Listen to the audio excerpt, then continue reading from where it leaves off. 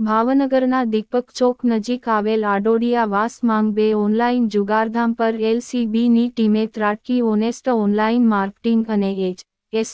Franchise નામની site પર યંત્ર અને સિક્કા પર ઓનલાઈન હારજીતનો જુગાર રમતા 16 વ્યક્તિઓને ઝડપી પાડ્યા હતા.